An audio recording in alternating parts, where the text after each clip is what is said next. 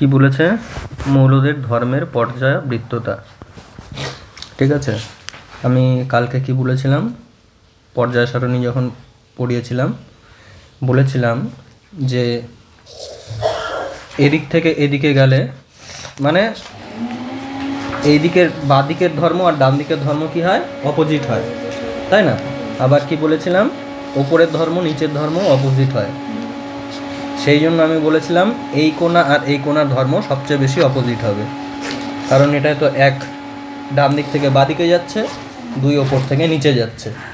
ঠিক আছে, বাদিকে গেলেও কিছুটা অপোজিট ক্যারেক্টার হয়ে যাবে, আর ওপর থেকে নিচে গেলে তো আরও অপোজিট ক্যারেক্টার হয়ে যাবে। সেই জন্য যে কোনো ধর্মর ক্ষেত্রেই যখন আমরা দেখব, বেশিরভাগ ক্ষেত্রেই কী হবে বল, এই কোণায় যেই ধর্মটা সবচেয়ে বেশি থাকবে, এই কোণায় সেই ধর্মটা সবচেয়ে কম থাকবে, আর অপোজিট ধর্মটা এখানে যেটা সবচেয়ে বেশি, এখানে সেটা সবচেয়ে কম। ঠিক আছে, আচ্ছা, তো শুরু করা যাক আজকেরটা। পর্যায় সারণীতে কোনো পর্যায় বরাবর বাম দিক থেকে ডান দিকে অগ্রসর হলে, মানে ওই যে এই বক্সটা ছিল, বক্সের আমি কি বাঁ দিক থেকে ডান দিকে যাচ্ছি, তাহলে কি হয় বল, বাঁ দিক থেকে ডান দিকে গেলে বা কোনো শ্রেণী বরাবর ওপর থেকে নিচে গেলে মৌলসমূহের কয়েকটি ধর্মের নিয়মিত পরিবর্তন দেখা যায়। কি কি ধর্মের এরকম আমরা পরিবর্তন করব? পরমাণুর আকার সম্পর্কে পড়ব, ঠিক আছে, মৌলের ধাতব চরিত্র অধাতব চরিত্র সম্পর্কে পড়ব, আয়নাইজেশন শক্তি কি এবং সেটার কেমন পরিবর্তন দেখা যায়, তড়িৎ ঋণাত্মকতা কি, সেটার কীরকম পরিবর্তন দেখা যায়, ইলেকট্রন আসক্তি কি, সেটার কীরকম পরিবর্তন দেখা যায়, জারণ বিজারণ ধর্ম কি, তাদের কীরকম দেখা যায় পরিবর্তন, সেগুলো আমরা পড়ব। কটা জিনিস? একটা, ধাতব অধাতব দুটা, আয়নাইজেশন শক্তি 3, তড়িৎ ঋণাত্মকতা 4, ইলেকট্রন আসক্তি 5, জারণ বিজারণ 6। এই 6টা ধর্ম আমাদেরকে ভালো করে পড়তে হবে। এগুলো একদম কি করতে হবে? মুখস্থ, ডিটো মুখস্থ, 6টা। ঠিক আছে, বুঝতে হবে, বুঝলে মুখস্থ করাটা খুব সহজ হয়ে যাবে, কিন্তু 6টা আমাদের খুব ইম্পর্টেন্ট, এগুলো একদম মুখস্থ করতে হবে। আচ্ছা, এইগুলোকে কি বলছে? পর্যায়গত ধর্ম বলা হয়। ঠিক আছে, এই যে 6টা ধর্মের কথা বললাম, এগুলো পর্যায় সারণী বরাবর চেঞ্জ হচ্ছে, সেই জন্য এদেরকে কি বলা হচ্ছে? পর্যায়গত ধর্ম বলা হচ্ছে। আর কি বলছে? মৌলের বর্ণ, গন্ধ, চৌম্বক ধর্ম, দ্রাব্যতা, তেজস্ক্রিয়তা ইত্যাদি কি পর্যায়বৃত্ত ধর্ম নয়, কারণ এগুলো নিয়মমাফিকভাবে চেঞ্জ হয় না। পর্যায় সারণী এদিক থেকে এদিকেই যাই বা এদিক থেকে এদিকেই যাই, নিয়ম মেনে পরিবর্তন হয় না। ঠিক আছে, এগুলো যেরকম খুশি সেরকম হয়ে যেতে পারে, এদেরকে কোনো আমি ক্লাসিফাই করতে পারি না পর্যায় সারণীর মাধ্যমে। তাহলে কি মৌলের মানে যেগুলো ফিজিক্যাল ক্যারেক্টার মূলত, তাই না, বর্ণ মানে কালার, গন্ধ, চৌম্বক ক্ষেত্র, দ্রাব্যতা, তেজস্ক্রিয়তা, এগুলো পর্যায়বৃত্ত ধর্ম নয়, মানে পর্যায় সারণী বরাবর কোন দিকে গেলে এগুলো চেঞ্জ হবে সেগুলো আমরা প্রেডিক্ট করতে পারি না। বাট আগের যেই 6টা ছিল তাদেরকে আমরা প্রেডিক্ট করতে পারি, যে এদিক থেকে এদিকে গেলে বাড়বে এই ধর্মটা না কমবে, এদিক থেকে এদিকে গেলে বাড়বে না কমবে, আমরা প্রেডিক্ট করতে পারি। ওই জন্য তাদেরকে পর্যায়গত ধর্ম বলা হয়। আচ্ছা, তাড়াতাড়ি। তাহলে দেখ, এবার আমরা কি বলবো? পারমাণবিক ব্যাসার্ধের কথা বলবো। ঠিক আছে, সেটা কিভাবে পরিবর্তিত হয়। আমরা পর্যায় সারণীটায় চলে যাই। আমরা কি বলেছিলাম? এটা 1 নাম্বার পর্যায়, মানে বাইরের কক্ষপথ সংখ্যা কত? 1। 2 নাম্বার পর্যায়ে বাইরের কক্ষ কটা আছে? 2টা। 3 নাম্বারে 3টা। ঠিক আছে, 5 নাম্বারে 5টা, এরকম করে চলতে থাকবে, তাই না? 1 2 3 4 5। আচ্ছা, যাই হোক, তাহলে আমি কি দেখতে পাচ্ছি? যত আমি ওপর থেকে নিচে যাচ্ছি, শ্রেণী বরাবর যত উপর থেকে নিচে যাচ্ছি, আমার কি হচ্ছে? কক্ষপথের সংখ্যা বাড়ছে। তাহলে সাইজটা কি হবে? সাইজটা বড় হয়ে যাবে, চোখে দেখেই বোঝা যাচ্ছে, তাই না? তাহলে আমরা কোনো গ্রুপ বরাবর যখন ওপর থেকে নিচে নামবো, আমাদের পারমাণবিক কক্ষপথ সংখ্যা বাড়ার জন্য পারমাণবিক ব্যাসার্ধ কি হবে? বৃদ্ধি পাবে। এবার একটা জিনিস দেখ, যখন আমরা একটা নির্দিষ্ট পর্যায়ে মানে ধর এটায় এদিক থেকে এদিকে যাচ্ছি, তখন আমাদের বাইরের কক্ষপথের সংখ্যা কি ফিক্স থাকছে, বাড়ছে না। এই 4 নম্বরে যারা আছে তাদের তো বাইরে 4টাই থাকবে, তাই না? 5 নম্বরে যারা আছে তাদের বাইরে 5টাই থাকবে, ঠিক আছে। বাট কি বাড়ছে? ইলেকট্রন সংখ্যাটা বাড়ছে, তাই না? এখান থেকে এখানে গেলে একটা ইলেকট্রন বাড়বে, আরেকটা ইলেকট্রন বাড়বে, আরেকটা ইলেকট্রন বাড়বে, এরকম করে বাড়তে থাকবে। তো এবার দেখ, একটা ইলেকট্রন আর একটা প্রোটন কি করে? আকর্ষণ করে, জানিস তো, প্লাস মাইনাস অ্যাট্রাক্ট করে। আচ্ছা, তাহলে দুজনে যতটা আকর্ষণ করবে, এখন যদি আরেকটা দিয়ে দেই, আকর্ষণটা কি হবে? আরো বেড়ে যাবে।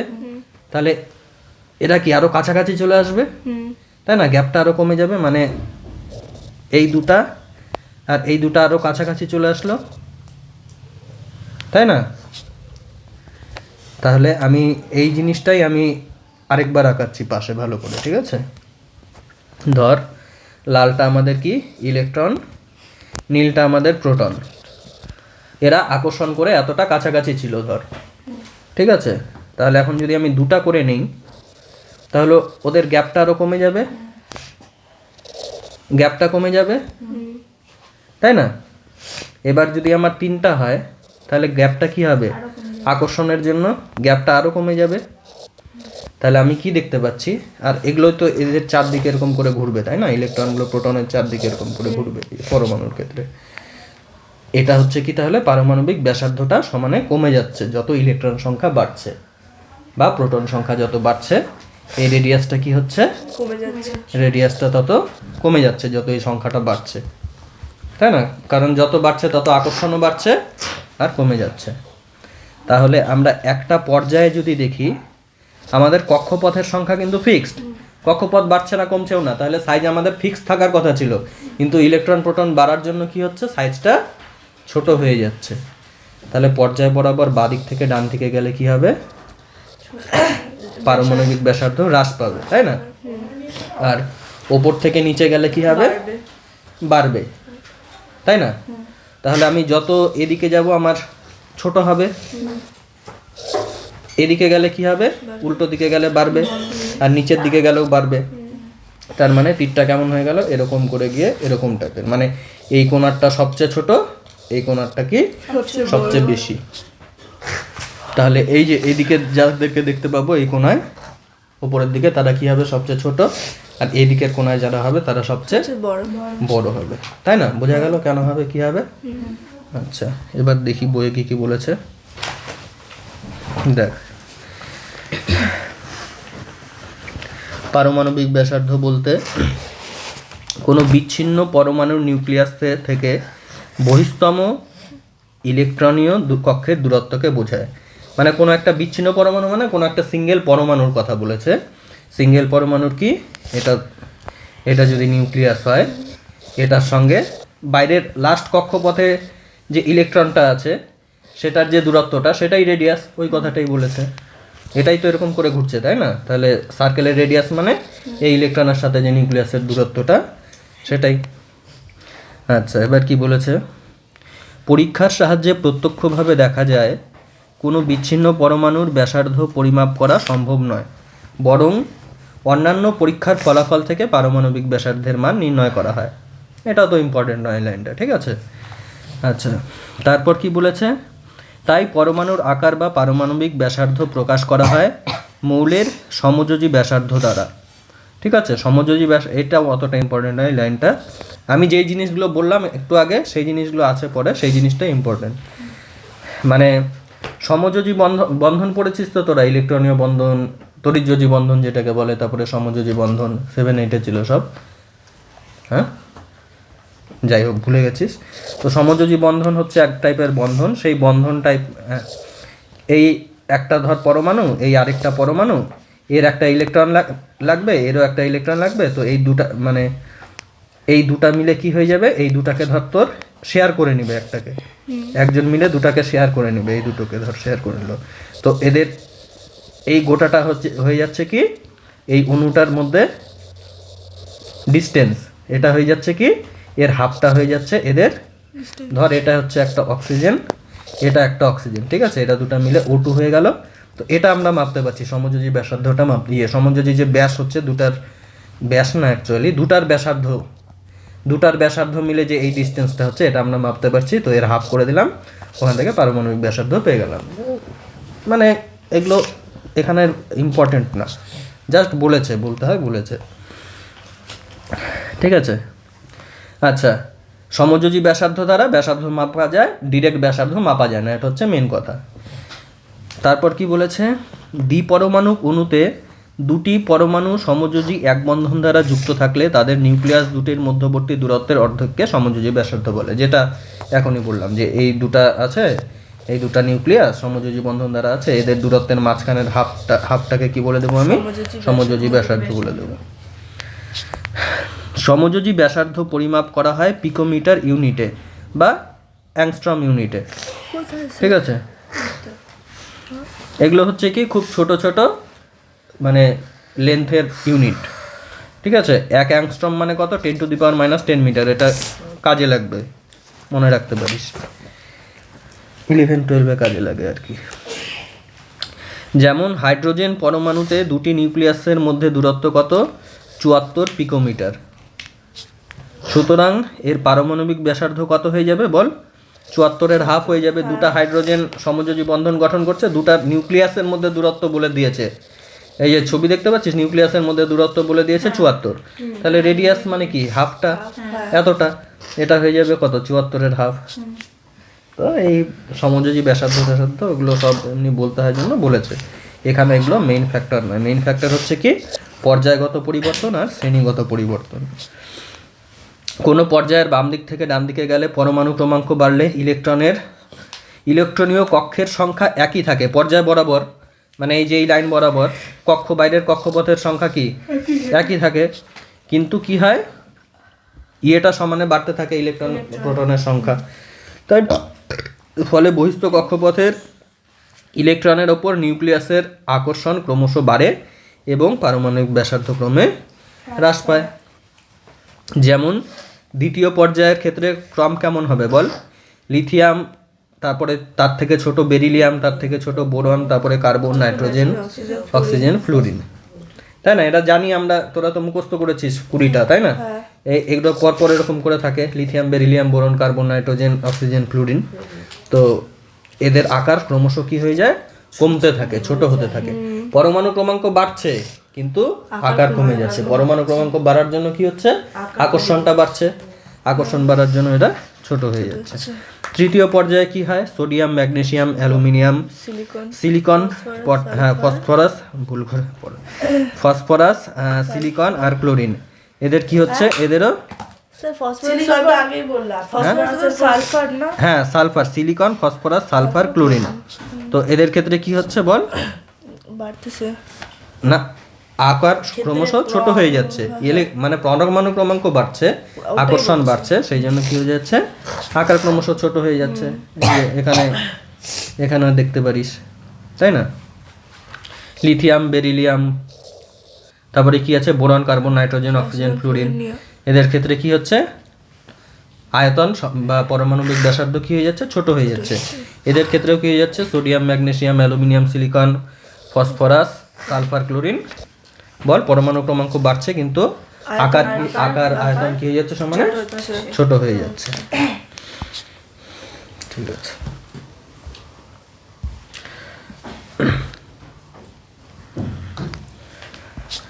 আচ্ছা, আর কি বলেছে, প্রতিনিধি মৌলগুলির ক্ষেত্রে কোনো একটি পর্যায়ে গ্রুপ 1-এর মৌলগুলির পরমাণুর আকার সবচেয়ে বড় হয় এবং গ্রুপ 17-র পরমাণুগুলির আকার সবচেয়ে ছোট হয়, তাই না? যত বাদিকে থাকবে বড় হবে, ডান দিকে গেলে ছোট হবে, ওই জন্য বাদিকে কি আছে, 1-এরটা সবচেয়ে বড় আর 17-টা সবচেয়ে ছোট।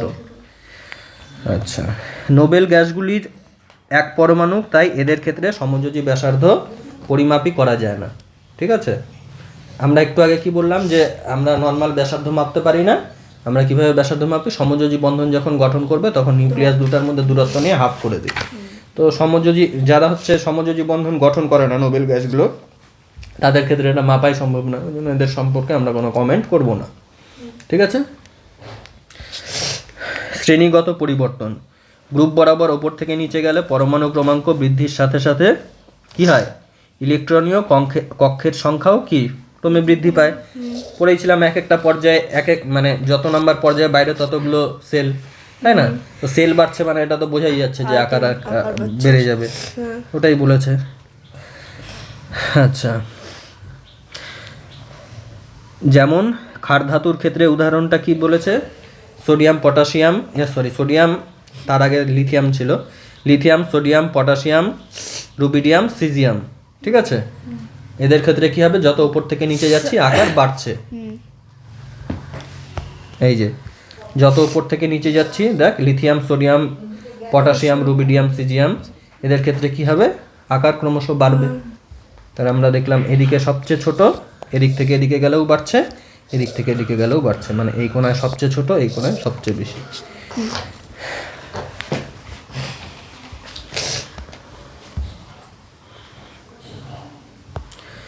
হ্যালোজেন মৌলের ক্ষেত্রেও দিয়ে দিয়েছে ক্রমটা। দেখ ফ্লুরিনের সবচেয়ে ছোট, তারপরে সবচেয়ে বেশিকে, নিচে যে ছিল আয়োডিন তারটা সবচেয়ে বেশি, তাই না? এবার বলেছে কি আয়নন বিভব বা আয়নন শক্তি বা আয়নাইজেশন শক্তি। আয়নাইজেশন শক্তি জিনিসটা কি সেটা আগে জেনে নিই, তারপর আমরা দেখব কিভাবে চেঞ্জ হচ্ছে, ঠিক আছে? দেখ ভূমিস্তর বা সর্বনিম্ন শক্তি স্তরে স্থিত কোনো একটি মৌলের একটি বিচ্ছিন্ন গ্যাসীয় প্রশম পরমাণু থেকে তার বহিস্তম কক্ষের ইলেকট্রনকে অপসারিত করে এক একক চার্জযুক্ত ধনাত্মক ক্যাটায়নে পরিণত করতে যে ন্যূনতম শক্তির প্রয়োজন হয় তাকে মৌলটির আয়নাইজেশন শক্তি বা আরও ভালোভাবে বললে প্রথম আয়নাইজেশন শক্তি বলে। সোজা কথায় কি মানে বলেছে, একটা মানে গ্যাসীয় পরমাণু নিতে হবে, কোনো একটা পরমাণু, সেটা কি কোনো আয়ন টায়ন থাকবে না, পিওর পরমাণু থাকবে, ঠিক আছে? গ্যাসীয় পিওর একটা পরমাণু থাকবে, ওই জিনিসটাকেই বলেছে। আর সেটা কোনো মানে বেশি শক্তির পরমাণু, কম শক্তির পরমাণু এরকম করলে হবে না। নর্মাল একটা গ্রাউন্ড মানে ভূমিস্তর বা সর্বনিম্ন শক্তি স্তর হচ্ছে কি একটা পরমাণুকে তুই বিভিন্ন শক্তি স্তরে রাখতে পারিস। যে একটা নর্মাল পরমাণু এইভাবে আছে, একে যদি তুই হিট দিয়ে দিস, কী হবে, হিট দিলে কিছুটা শক্তি পেয়ে যাবে, শক্তি পেয়ে গেলে এর ইলেকট্রনগুলো বাইরের সেলে অটোমেটিক চলে যাবে। এগুলো অনেক ব্যাপার হয়, ওগুলো এখন না বুঝলেও চলবে।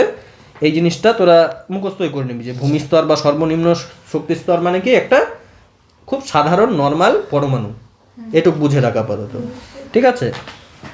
ভূমিস্তর বা সর্বনিম্ন শক্তি স্তরে অবস্থিত কোনো একটি মৌলের বিচ্ছিন্ন মানে অন্য কোনোর সাথে কারোর সাথে যৌগ রূপে আছে এরকম নিলে হবে না, ঠিক আছে? মানে সিঙ্গেল পরমাণু আছে, নিম্ন মানে ভূমিস্তরে আছে, শক্তি এক্সাইটেড নেই কোনো।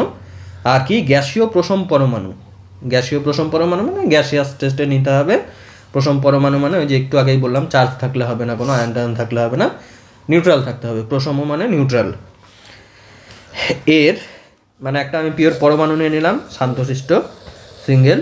এখানে কি করতে হবে, তার বহিস্তম কক্ষের একটা ইলেকট্রনকে আমি এর বাইরের কক্ষের, ধর অনেকগুলো কক্ষ আছে, ঠিক আছে, অনেকগুলো কক্ষ আছে, বাইরের কক্ষে অনেকগুলো ইলেকট্রন আছে, জাস্ট আমি একটা ইলেকট্রনকে আমি সরাবো, বাইরের কক্ষপথ থেকে একটা ইলেকট্রনকে আমি সরিয়ে দেব কোনোভাবে। এই সরাতে যে শক্তিটা লাগছে তাকে কি বলা হয়, মৌলটির আয়নাইজেশন শক্তি বা প্রথম আয়নাইজেশন শক্তি। প্রথম কেন বলছে, কারণ একটা ইলেকট্রন সরাবো, যদি আমি দুটা ইলেকট্রন সরাই তাহলে দ্বিতীয় আয়নাইজেশন শক্তি, তিনটা ইলেকট্রন সরালে তৃতীয় আয়নাইজেশন শক্তি, এভাবে বলবো, ঠিক আছে? আচ্ছা ছবিটা থাক, প্রথম আয়নাইজেশন শক্তি, ঠিক আছে? এবার দেখ একটা দিয়েছে মানে উদাহরণ দিয়েছে বোঝানোর জন্য। এম কি একটা বিচ্ছিন্ন গ্যাসীয় প্রশম পরমাণু, ঠিক আছে? প্লাস কি বলেছে, প্রথম আয়নাইজেশন শক্তি I1, মানে একে যদি আমি একটা শক্তি দেই, প্রথম আয়নাইজেশন শক্তি, কি হয়ে যাবে, এর থেকে একটা ইলেকট্রন ছুটে যাবে। এই দেখ একটা ইলেকট্রন অপসারিত হয়ে গেল, আর এর মাথায় কয়টা প্লাস, একটা প্লাস, কারণ একটা ইলেকট্রন ছুটছে জন্য ক্যাটায়ন হয়ে গেল একটা চার্জের, তাই না? এখানে যদি দুটা ইলেকট্রন অপসারিত হতো, ধর I2 এটা লেখা হতো যে দ্বিতীয় আয়নন শক্তি বা আয়নাইজেশন শক্তি, ধর দুটা ইলেকট্রন অপসারিত হলো, তাহলে মাথায় কটা প্লাস হতো, দুটা, তাই না? তো যাই হোক, এম একটা তোর সিঙ্গেল পরমাণু ছিল, ঠিক আছে, এর মধ্যে ইলেকট্রন প্রোটন সংখ্যা সমান ছিল, এর মধ্যে আমি কিছুটা শক্তি দিলাম, ধর I1 শক্তির পরিমাণ। এর ফলে কি হলো, এই শক্তিটা দেওয়ার জন্য এখান থেকে একটা ইলেকট্রন ছুটে গেল। ইলেকট্রন ছুটে গেল, তাহলে এটা কি আর নিউট্রাল থাকলো? থাকলো না। নেগেটিভ জিনিস কমে গেল, ছুটে গেল, তাহলে এটা কি হয়ে গেল, জিনিসটা পজিটিভ হয়ে গেল। একটা ইলেকট্রন ছুটছে জন্য একটা পজিটিভ। বোঝা গেল? আচ্ছা, এবার কি একক, এর একক কি হয়, এটা শক্তির একক হবে, তাই না? কিলো ক্যালোরি বা পার মোল, মানে প্রত্যেক মোলে কতটা করে শক্তি লাগে সেটা বলছে। বা কি হচ্ছে কিলো জুল পার মোল, বা ইলেকট্রন ভোল্টও একটা এনার্জির ইউনিট, ঠিক আছে? আচ্ছা, ইলেকট্রন ভোল্ট পার পরমাণু, প্রত্যেকটা পরমাণুতে কতটা ইলেকট্রন ভোল্ট করে শক্তি লাগছে সেটাও আমরা এটার ইউনিট হিসেবে ব্যবহার করতে পারি। ইউনিটটা অত ইম্পর্টেন্ট নয়, যাই হোক, এটার সংজ্ঞাটা ইম্পর্টেন্ট। আর কি ইম্পর্টেন্ট, এই পর্যায়গত আর শ্রেণীগত পরিবর্তনটা ইম্পর্টেন্ট।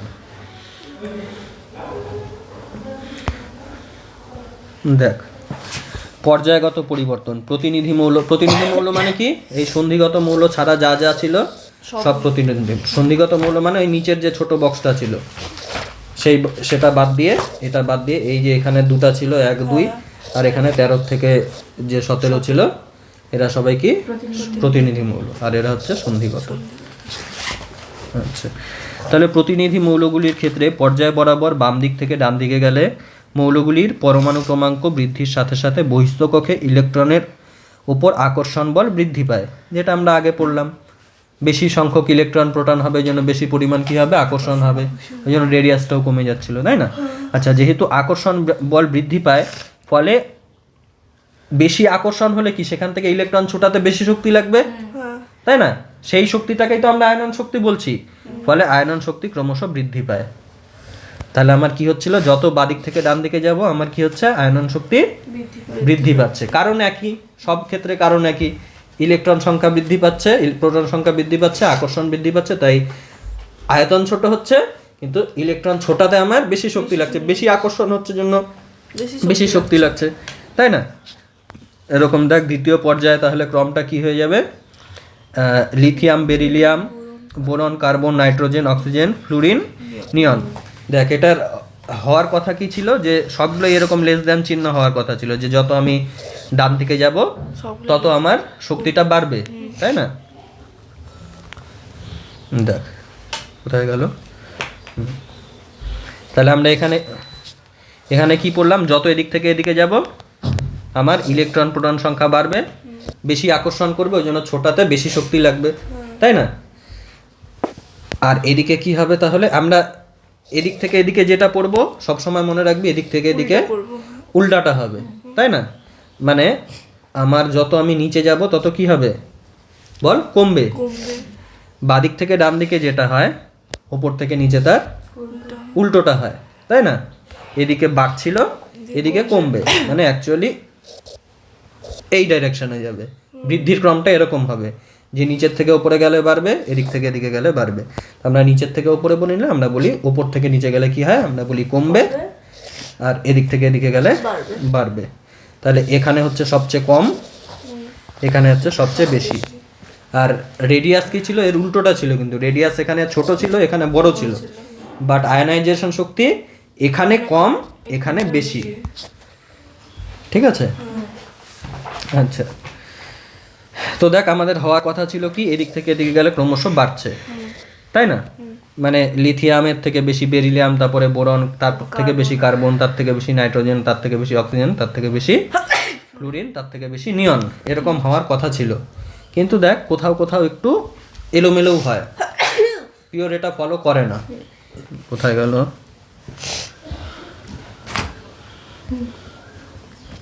এই যে এখানে ছিল, হ্যাঁ, এই দেখ, এই জায়গাটা একটা গন্ডগোল দেখা যাচ্ছে, আর কোথায় গন্ডগোল দেখা যাচ্ছে, এই জায়গাটা একটা গন্ডগোল দেখা যাচ্ছে। বাকি সব দেখ, যত আমার এদিক থেকে এদিকে যাচ্ছি ক্রমশ বাড়ছে, ঠিকই আছে। তাহলে বেরিলিয়াম আর বোরনের মধ্যে আমাদের একটা এক্সেপশন দেখা যাচ্ছে, আর কেমিস্ট্রিতে মনে রাখবি যেগুলো এক্সেপশন সেগুলোই ইম্পর্টেন্ট, ঠিক আছে? আর কি, নাইট্রোজেনের সঙ্গে অক্সিজেনের একটা এক্সেপশন দেখা যাচ্ছে, ঠিক আছে? তাহলে এখানে যখন তোরা মুখস্থ করবি ক্রমটা, আমাদেরকে কি ভালো করে মনে রাখতে হবে, হ্যাঁ, যে সব কিছু এদিক থেকে এদিকে গেলে বাড়বে, কিন্তু নাইট্রোজেন আর অক্সিজেনের বদলে অক্সিজেনের বেশি হওয়ার কথা ছিল, অক্সিজেনের বেশি ইলেকট্রন প্রোটন আছে, ওখান থেকে ছোটাতে বেশি শক্তি লাগার কথা ছিল নাইট্রোজেনের তুলনায়, কিন্তু হিসাব দেখা যায় যে পরীক্ষা করে দেখা যায় নাইট্রোজেনেরই উল্টে বেশি লাগছে। কেন লাগছে সেখানে তারপরে কি বলছে, বেরিলিয়াম আর বোরনের মধ্যে বেরিলিয়ামেরই কি বোরনের বেশি লাগার কথা ছিল, তাই না? এবার এটা কেন লাগছে সেটার পেছনে মানে আরো অন্যান্য কারণ আছে, সেগুলো তোদের কিছুই নেই এখন ডিটেইলে, ওগুলো 11-12 আছে সব, ঠিক আছে? বুঝা গেছে? তাহলে আমরা জানতে পারবো না কেন? ও আচ্ছা, আচ্ছা, তাহলে এক্সেপশন কে বেরিলিয়াম আর বোরন, আর এখানে এক্সেপশন কে নাইট্রোজেন আর অক্সিজেন। এক্সেপশনগুলো খালি মনে রাখতে হবে, বাকিটা এটা তো সোজাই, এটা তোরা ওই 1 থেকে 20 যেরকম মুখস্থ করেছিস ওখান থেকেই হয়ে যাবে, লিথিয়াম থেকে নিয়ন। নোবেল গ্যাসগুলির পরমাণু সর্ববহিস্থ কক্ষে 8টি ইলেকট্রন দ্বারা পূর্ণ থাকায় এদের ইলেকট্রন বিন্যাস সবচেয়ে বেশি সুস্থিত, তাই না? তাই এদের সর্ববহিস্থ কক্ষ থেকে ইলেকট্রন অপসারণের জন্য খুব বেশি শক্তির প্রয়োজন হবে, সেটাই হচ্ছে নিয়নের দেখ সবচেয়ে বেশি আয়নন শক্তিটা।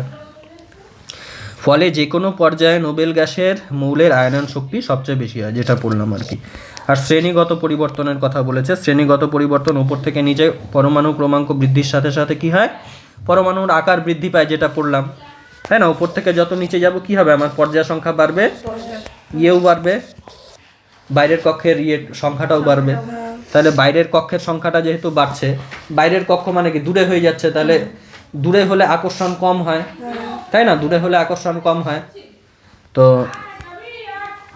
আকর্ষণ যখন যেহেতু কম হয়ে যাচ্ছে দূরে গেলে, বাইরের কক্ষ বাড়ছে জন্য বাইরের কক্ষের উপর ইলেকট্রনের আকর্ষণ কমে যাচ্ছে, তাই আয়নন শক্তিও কি হয়ে যাচ্ছে, কমে যাচ্ছে, ওই জন্য উপর থেকে যত নিচে যাব কমে যাবে, এই কোণায় সবচেয়ে কম, এই কোণায় সবচেয়ে বেশি।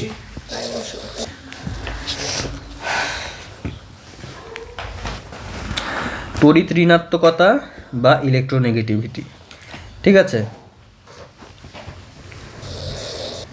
তড়িৎ ঋণাত্মকতা কি দেখ, সমযোজী বন্ধন একটু আগে বললাম, তাই না? সমযোজী বন্ধন যখন গঠন করবে তখন কি হবে, তখন ধর এটা একটা পরমাণুর বাইরের কক্ষপথ, এটা একটা পরমাণুর বাইরের কক্ষপথ, ঠিক আছে? ভেতরে আরো কক্ষপথ আছে তোর, যত কিছু থাকতে পারে। এর ধর 7টা, বাইরে 7টা আছে, 4 1 2 3, এরও বাইরে কটা আছে, 7টা, 1 2 3 1 2 3 4, ঠিক আছে?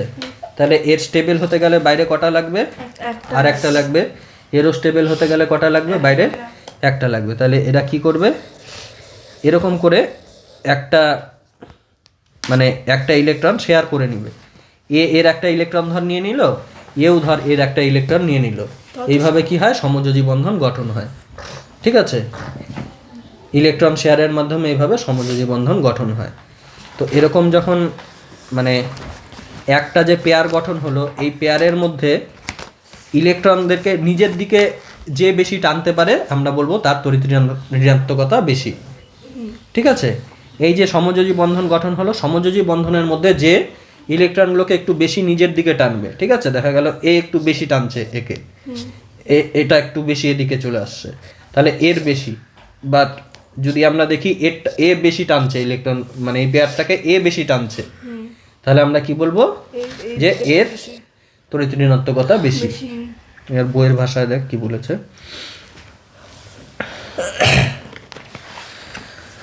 অন্য কোনো মৌলের পরমাণুর সাথে সমযোজী বন্ধনে আবদ্ধ থাকা অবস্থায়, ঠিক আছে? সমযোজী বন্ধনে যখন আবদ্ধ থাকছে অন্য কোনো মৌলের সাথে, তখন বন্ধন সৃষ্টিকারী ইলেকট্রন জোড়কে কোনো মৌল পরমাণুর নিজের দিকে আকর্ষণ করার ক্ষমতাটাকেই কি বলা হয়, মৌলের তড়িৎ ঋণাত্মকতা বলে। মানে যেটা বললাম সেটাই বলেছে, ভাষাও খুব একটা চেঞ্জ করেনি, এরকমই বলেছে।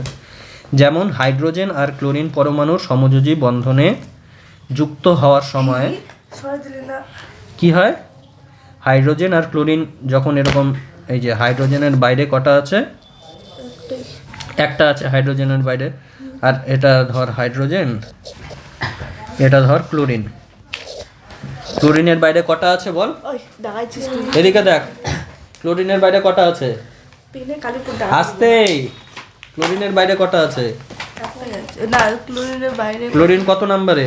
ক্লোরিন কত নম্বরে ক্লোরিন, ক্লোরিন, ব্রোমিন, আয়োডিন কত নম্বরের এগুলো? ক্লোরিন হয়তো হয়তো কেন, 17 নম্বরের 17, সব। হ্যাঁ হ্যাঁ হ্যাঁ তাহলে বাইরের কক্ষে কটা আছে?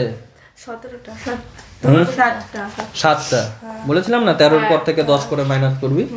তাহলে এর বাইরের কক্ষে 7টা আছে 13 থেকে। 7টা ক্লোরিনের বাইরে 7টা আছে, 1 2 3 4 5 6 7। আর হাইড্রোজেনের বাইরে কটা আছে? একটাই আছে। তাহলে হাইড্রোজেনের স্টেবল হওয়ার জন্য কটা লাগবে? আরেকটা আর একটা লাগবে। আমরা বলেছিলাম জেনারেলি 8টা লাগে, কিন্তু যেগুলো কম থাকে 8টার থেকে অনেক কম, সেগুলো 2টা হলেও হয়ে যাবে, তাই না? হাইড্রোজেন হিলিয়ামের ক্ষেত্রে 2টা হলেই হয়ে যাবে। যথেষ্ট। লিথিয়াম, তাহলে এ একটা এর ইলেকট্রন নিয়ে নেবে, আর এর কটা লাগবে? 7টা আছে, এরও কটা লাগবে স্টেবল হতে? 8টা হতে একটা লাগবে। এও এর একটাকে নিয়ে নেবে, ওই জন্য এরা 2টা মিলে কি করে নেবে? একটা সমযোজী বন্ধন গঠন করে নেবে। এবার এই গোটা বন্ডটাকে কে বেশি নিজের দিকে টানবে? এটা ধর এই জিনিসটা এদিকেও শিফট হয়ে যেতে পারে, এটা এদিকেও শিফট হয়ে যেতে পারে, ঠিক আছে? মানে একটু এদিকে টানবে বা এদিকে টানবে। তো এটা বেশি কে টানতে পারে আমরা দেখি, ক্লোরিন পারে। ওই জন্য তড়িৎ ঋণাত্মকতা কার বেশি? ক্লোরিনের। ঠিক আছে, দেখ তুই আগে থেকে কলম এর উপর কেন দেখাবি? হাইড্রোজেন ও ক্লোরিন পরমাণু সমযোজী বন্ধনে যুক্ত হয়ে এইচ বন্ড সিএল অণু গঠন করলে বন্ধন জোড়াটি ক্লোরিন পরমাণুর দিকে বেশি সরে যায়, কারণ বন্ধন জোড়ের প্রতি হাইড্রোজেন অপেক্ষা ক্লোরিন পরমাণুর আকর্ষণ ক্ষমতা বেশি। অর্থাৎ হাইড্রোজেন অপেক্ষা ক্লোরিন পরমাণুর কি বেশি? তড়িৎ ঋণাত্মকতা বেশি। ঠিক আছে, এটি মনে রাখবি একটি এককবিহীন রাশি। তড়িৎ ঋণাত্মকতা কি? তড়িৎ ঋণাত্মকতা হচ্ছে এককবিহীন রাশি। আচ্ছা, এটাও ওই আয়নন শক্তির মতোই, পর্যায় বরাবর বাম দিক থেকে ডান দিকে গেলে কি হবে? বাড়বে। আর শ্রেণী বরাবর উপর থেকে নিচে গেলে তাহলে কি হবে? কমবে। পর্যায় বরাবর যদি কোনো জিনিস বাড়ে, শ্রেণী বরাবর সেটা কমে। বাদিক থেকে ডান দিকে পর্যায় বরাবর বাড়লে শ্রেণী বরাবর উপর থেকে নিচে সেটা কমে। আচ্ছা, এবার কি বলেছে? পর্যায়গত পরিবর্তন। পর্যায় বরাবর বাম দিক থেকে ডান দিকে গেলে পরমাণু ক্রমাঙ্ক বৃদ্ধির সাথে সাথে নিউক্লিয়াসের ধনাত্মক আধান বাড়ে ও পারমাণবিক ব্যাসার্ধ কমে। এটাই আমরা পড়ে আসছি প্রথম থেকে। যত এদিক থেকে এদিকে যাব আমাদের বাইরের কক্ষ সেম থাকবে, কিন্তু ইলেকট্রন প্রোটন সংখ্যা বাড়বে। তাহলে যেহেতু প্রোটন সংখ্যা বাড়ছে, ভেতরে সমানে প্রোটন সংখ্যা বাড়ছে, তাহলে কি হচ্ছে? প্রোটনগুলোই তো ইলেকট্রনকে আকর্ষণ করবে, তাহলে আকর্ষণ করার ক্ষমতাও সমানে বাড়ছে, তাই না? তাহলে ইলেকট্রন জোটকে বেশি বেশি করে টানবে যত প্রোটন বাড়বে, ওটাই এখানে বলেছে। ফলে বন্ধনের ইলেকট্রন জোড়ের প্রতি নিউক্লিয়াসের আকর্ষণ বৃদ্ধি পায় ও মৌলের তড়িৎ ঋণাত্মকতাও বাড়ে। কোনো পর্যায়ে তড়িৎ ঋণাত্মকতা গ্রুপ 1-এর মৌলগুলির ক্ষেত্রে সবচেয়ে কী হবে? কম হবে। বাদিকেরগুলো 1 নাম্বার মানে বাদিকেরগুলো কম হবে, আর ডান দিকেরগুলো কী হবে? বেশি হবে। কারণ কক্ষপথ সংখ্যা সেম থাকছে, প্রোটন সংখ্যা সমানে বৃদ্ধি পাচ্ছে, তাহলে ডান দিকেরগুলোর কী হচ্ছে? বেশি বেশি বেশি পরিমাণে আকর্ষণ করছে, ওই জন্য তড়িৎ ঋণাত্মকতা বৃদ্ধি পাচ্ছে ডান দিকে, আর বাদিকে কম। আচ্ছা, দ্বিতীয় পর্যায়ের মৌলগুলির ক্ষেত্রে ক্রমটা কেমন হবে তাহলে? এখানে কোনো ব্যতিক্রম নেই। দেখ, lithium, beryllium, boron, carbon, nitrogen, oxygen, fluorine, যত এদিক থেকে এদিকে যাচ্ছে তত বেড়ে যাচ্ছে। লিথিয়ামের থেকে বেরিলিয়ামের বেশি, তার থেকে বেশি বোরনের, তার থেকে বেশি কার্বন, তার থেকে বেশি নাইট্রোজেন, তার থেকে বেশি অক্সিজেন, তার থেকে বেশি ফ্লুরিন। শ্রেণী বরাবর পরিবর্তন। প্রতিনিধি মৌলগুলির ক্ষেত্রে শ্রেণী বরাবর উপর থেকে নিচে নামলে পরমাণুতে নতুন নতুন ইলেকট্রনীয় কক্ষ সংযুক্ত হয়। একই কথা বারবার আমাদেরকে বলতে হবে, তাই না? ফলে ইলেকট্রন বন্ধনের জোরের প্রতি নিউক্লিয়াসের আকর্ষণ বল হ্রাস পায়। যেহেতু দূরে চলে যাচ্ছে, একটা করে বাড়ছে, কক্ষপথ বাড়ছে, মানে সেটা তো দূরে হচ্ছে আরও, তাই না? আরও দূরে হচ্ছে জন্য সেটা কি হয়ে যাচ্ছে? সেটাকে টানার ক্ষমতা কি হয়ে যাচ্ছে? কমে যাচ্ছে। যদিও আমাদের মানে প্রোটন সংখ্যা বৃদ্ধি পাচ্ছে, ঠিক আছে, প্রোটন সংখ্যা বৃদ্ধি পাচ্ছে, আমাদের কম হওয়ার কথা ছিল, কিন্তু একটা এক্সট্রা কক্ষপথ যুক্ত হয়তো অনেকটা দূরে চলে গেল, হ্যাঁ তার প্রভাবটাই বেশি পড়বে।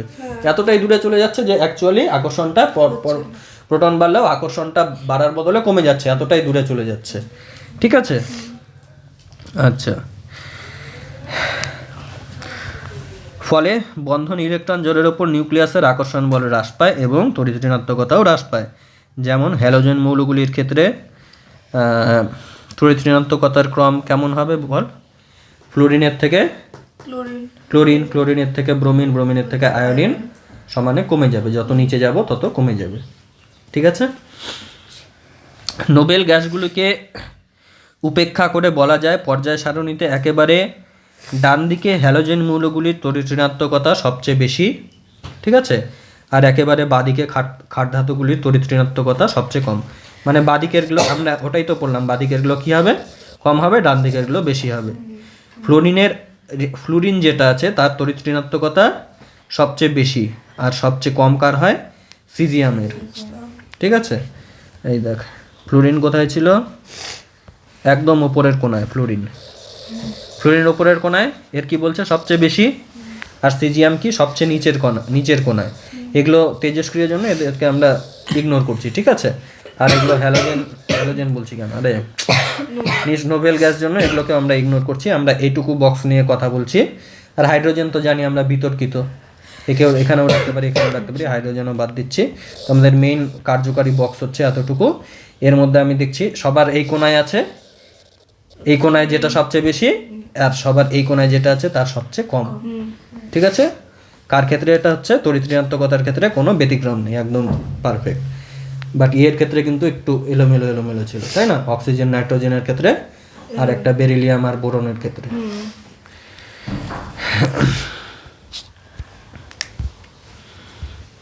আয়নন শক্তির ক্ষেত্রে আর কি। আচ্ছা, বোঝা গেল। এবার কি বলেছে? জারণ বিজারণ ধর্ম। কোনো মৌলের ইলেকট্রন গ্রহণের প্রবণতা যত বেশি, তার জারণ ধর্ম তত বেশি। জারণ মানে কি? ইলেকট্রন গ্রহণ। আর বিজারণ মানে কি? ইলেকট্রন বর্জনের প্রবণতা যার যত বেশি, তার বিজারণের প্রবণতা তত বেশি। তাহলে এবার তোরা নিজেরাই বল, ইলেকট্রন গ্রহণ কে করতে চাবে? বাদিকেরগুলো ইলেকট্রন গ্রহণ করতে যাবে না ডান দিকেরগুলো? বাদিকেরগুলোই হচ্ছে বাইরে একটা করে ইলেকট্রন থাকে, আর ডান দিকেরগুলোই হচ্ছে তোর কটা করে যেন? 7টা করে থাকে, তাই না? 17 নাম্বার আর 1 নাম্বার দেখছি একদম। তাহলে এ কি করবে? একটা ত্যাগ করে কি হতে যাবে? একটা ত্যাগ করে ক্যাটায়ন হয়ে যাবে। আর এ কি করবে? একটা গ্রহণ করে অ্যানায়ন হবে, কারণ এর 8টা হয়ে যাবে। আর এই একটা যদি ত্যাগ করে দেয়, এরও 8টা হয়ে যাবে। তাহলে বাদিকেরগুলো কি করবে? ইলেকট্রন ত্যাগ করতে চাইবে। আর ডান দিকেরগুলো কি করতে চাইবে? ইলেকট্রন গ্রহণ করতে চাইবে, তাই না? তাই ইলেকট্রন গ্রহণ করতে চাওয়া মানে কি? জারণ না বিজারণ? জারণ। ইলেকট্রন গ্রহণ মানে জারণ, ঠিক আছে। তো ডান দিকেরগুলো আমাদের কি ধর্ম দেখাবে? জারণ ধর্ম দেখাবে, জারণ হতে চাইবে। আর বাদিকেরগুলো কি হতে চাইবে? বিজারণ। বাদিকের ব আর বিজারণের ব, এভাবে মনে রাখবে, ঠিক আছে। আর ডান দিক থেকে বাম দিকে যেরকম হবে, ওপর থেকে নিচে জাস্ট তার উল্টোটা হবে, তাই তো? তাহলে দেখ জারণ ক্ষমতা কি বলেছে? বাম দিক থেকে ডান দিকে গেলে কি হবে? জারণ ক্ষমতা কমবে। ডান দিকের গুলো কি হবে? জারণ হতে চাইবে, বললাম না? একটা ওরা ইলেকট্রন নিতে চাইবে, 7টা 8টা হতে চাইবে। তাহলে কি হয়ে যাচ্ছে? ডান দিকের গুলো জারণ ক্ষমতা বেশি, বাদিক থেকে ডান দিকে গেলে জারণ ক্ষমতা বাড়বে, আর ওপর থেকে নিচে গেলে জারণ ক্ষমতা কমবে। বিজারণ ক্ষমতা জাস্ট জারণের উল্টা হয়ে গেল। তাহলে এখানে দেখ এই বক্সটা দিয়েছে, এই বক্সটা আমাদের কি করতে হবে? ফাইনালি আমাদের এই বক্সটা মুখস্থ করতে হবে, ঠিক আছে। এতক্ষণ ধরে আমরা যা যা পড়লাম কিসের জন্য? জাস্ট এই বক্সটুকু মুখস্থ করার জন্য। পারমাণবিক, তুই যদি শুধু এই বক্সটা মুখস্থ করতে পারিস তাহলে করবি, তাহলেই মেন কাজ হয়ে যাবে, ঠিক আছে। আর তুই যদি বেশি নাম্বার পেতে চাস ভালো করে, তাহলে উদাহরণগুলোও পড়বি, তার জন্য তোর ওই সংজ্ঞাগুলোও পড়তে হবে, গোটাটাই পড়তে হবে। আর তুই যদি কাজ চালানো চাস, কোনো মতো কাজ চালানো পাস করলেই হলো, তাহলে এই বক্সটা অন্তত মনে রাখিস।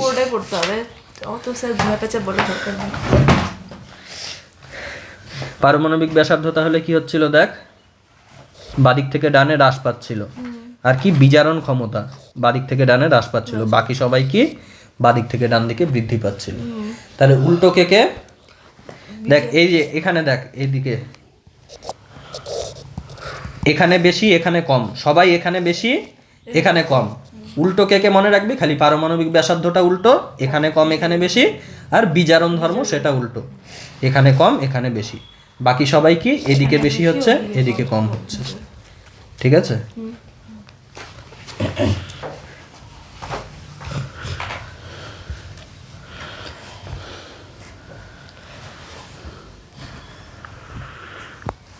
এই যে জারণ বিজারণ ধর্মের কথাই বলেছে, এখানে উদাহরণগুলো দিয়ে দিয়েছে। ঠিক আছে, পর্যায় বরাবর উদাহরণ দিয়ে দিয়েছে।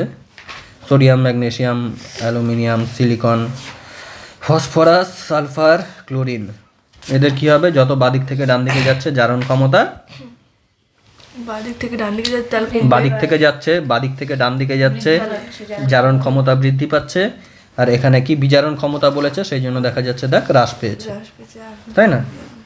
জারণ ক্ষমতা এগুলো এইরকম চিহ্ন, আর ডান দিকে বিজারণ ক্ষমতার এগুলো এরকম চিহ্ন, বৃদ্ধি আর হ্রাসের জন্য।